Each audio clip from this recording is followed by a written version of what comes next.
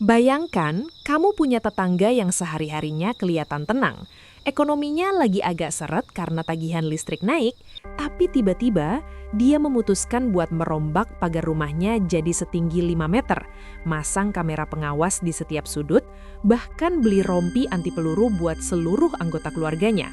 Kamu pasti bakal mikir, ini orang lagi parno atau dia sebenarnya lagi ngerencanain sesuatu yang besar banget sampai-sampai keamanan jadi harga mati. Nah, itulah gambaran singkat yang lagi terjadi sama China sekarang. Di saat ekonomi global lagi nggak menentu, inflasi di mana-mana dan banyak negara mulai ngerem pengeluaran, China justru ambil langkah yang bikin alis dunia perangkat tinggi. Mereka baru saja mengumumkan kenaikan anggaran pertahanan sebesar 7,2%. Kalau dihitung-hitung, angka itu tembus sekitar 1,6 triliun yuan, atau kalau kita konversi ke rupiah, jumlahnya ribuan triliun. Angka yang bikin kalkulator kita mungkin langsung error kalau buat belanja cilok. Pertanyaannya, buat apa uang sebanyak itu? Padahal kita tahu sendiri kalau kondisi ekonomi China lagi nggak seindah drama-drama di layar kaca. Sektor properti mereka lagi goyang, pengangguran di kalangan anak muda sempat naik. Tapi kok buat urusan senjata mereka malah makin royal? Ini bukan cuma soal pamer otot atau sekedar pengen kelihatan keren di depan Amerika Serikat. Ada alasan yang jauh lebih dalam, lebih gelap, dan mungkin lebih strategis dari yang kita kira. China lagi main catur dalam skala global, dan kenaikan anggaran ini adalah cara mereka buat bilang ke seluruh dunia kalau mereka nggak mau lagi cuma jadi pabrik dunia, tapi pengen jadi pemilik aturan dunia. Kita harus tarik mundur sedikit ke sejarahnya biar kita paham kenapa China punya obsesi sebesar ini sama militer. Dulu, China punya masa yang mereka sebut sebagai abad penghinaan. Itu adalah masa di mana mereka merasa diinjak-injak sama kekuatan asing, dijajah dan nggak punya power buat ngelawan. Luka lama itu ternyata nggak pernah benar-benar sembuh, malah jadi bahan bakar buat mereka buat bangun kekuatan yang nggak tertandingi. Mereka nggak mau kejadian itu terulang lagi. Makanya, kalau kamu lihat China sekarang, mereka lagi dalam misi buat jadi negara besar yang tak tersentuh. Anggaran pertahanan yang naik terus tiap tahun ini adalah asuransi mereka. Bagi mereka, nggak ada gunanya punya ekonomi nomor 2 di dunia kalau nggak punya tameng yang kuat buat jagain kekayaan itu. Tapi gimana cara mereka pakai uang sebanyak itu? Mereka nggak cuma beli tank atau senapan model lama yang berat itu. China lagi fokus banget ke teknologi masa depan. Bayangin mereka lagi bangun angkatan laut yang jumlah kapalnya sudah balapan sama Amerika Serikat. Mereka bangun kapal induk sendiri. Mereka kembangkan rudal hipersonik yang kecepatannya bisa bikin radar musuh bingung mau nangkep yang mana. Sampai pengembangan kecerdasan buatan atau AI buat perang. Jadi, kalau dulu perang itu soal siapa yang paling banyak naruh orang di lapangan, China lagi ngerancang masa depan di mana perang itu soal siapa yang punya sistem komputer paling pintar dan drone paling banyak. Mereka pengen bikin lingkungan di mana nggak ada satupun negara yang berani main-main di halaman belakang mereka, terutama di wilayah yang sensitif kayak Laut China Selatan dan Taiwan. Bicara soal Taiwan, ini adalah gajah di dalam ruangan yang nggak bisa kita cuekin.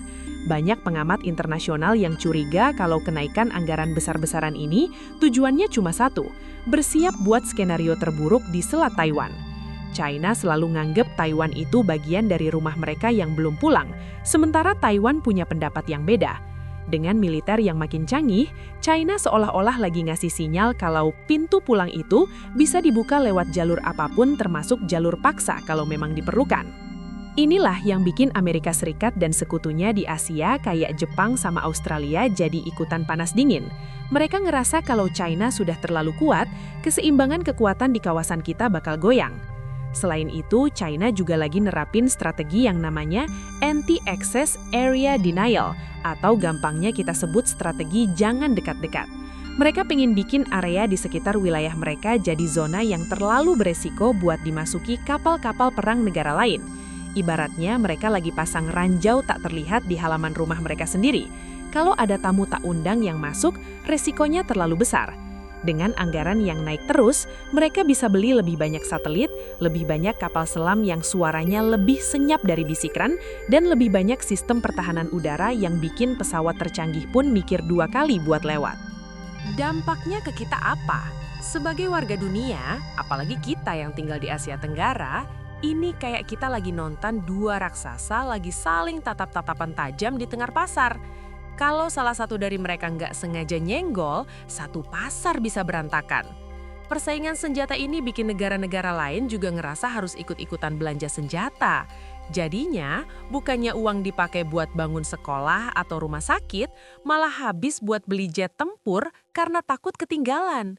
China tahu kalau ekonomi global lagi lesu, tapi mereka punya prinsip kalau keamanan nasional itu nggak bisa ditawar.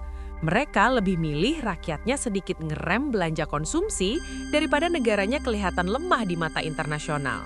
Kita juga harus ngeliat ini dari sisi military industrial complex versi China. Ternyata, dengan naikin anggaran pertahanan, China juga lagi muter duit di dalam negerinya sendiri. Perusahaan-perusahaan teknologi mereka, pabrik-pabrik baja mereka, sampai pengembang software mereka, semua dapat proyek dari pemerintah buat bikin alat perang. Jadi, secara nggak langsung, ini juga cara mereka buat stimulasi ekonomi di saat sektor lain lagi lesu. Mereka pengen mandiri secara teknologi, nggak mau lagi bergantung sama chip dari luar negeri atau mesin dari negara barat. Jadi di balik anggaran pertahanan yang gila-gilaan itu, ada misi buat jadi negara yang benar-benar mandiri secara total. Jadi apa rencana tersembunyi China sebenarnya? Sebenarnya nggak benar-benar tersembunyi kalau kita jeli melihatnya. Mereka pengen jadi pemimpin dunia yang baru, atau setidaknya pengen punya kedudukan yang setara dengan Amerika Serikat dalam segala hal. Mereka nggak mau lagi didikte. Mereka pengen punya pengaruh yang luas, dari perdagangan sampai keamanan. Kenaikan anggaran ini adalah pesan keras kalau China sudah siap dengan segala konsekuensinya. Mereka tahu kalau dunia lagi nggak menentu, dan menurut logika mereka, satu-satunya cara buat bertahan di dunia yang penuh ketidakpastian adalah dengan jadi yang paling kuat. Akhirnya, kita cuma bisa berharap kalau kekuatan besar ini dibarengi sama tanggung jawab yang besar juga. Karena sejarah udah sering ngasih tahu kita kalau terlalu banyak senjata yang ditumpuk di satu tempat, tekanan yang ada bakal makin tinggi. China mungkin merasa ini adalah langkah pertahanan diri, tapi bagi tetangganya, ini bisa kelihatan kayak ancaman. Dunia sekarang lagi nahan napas, ngelihat gimana naga ini bakal gunain kekuatannya. Apakah buat beneran ngejaga kedamaian atau buat nulis ulang sejarah sesuai keinginan mereka? Satu yang pasti, China nggak lagi main-main. Mereka sudah naruh semua taruhannya di atas meja. Dan anggaran pertahanan ini adalah bukti kalau mereka siap buat main sampai babak terakhir. Apapun resikonya bagi ekonomi mereka atau stabilitas dunia.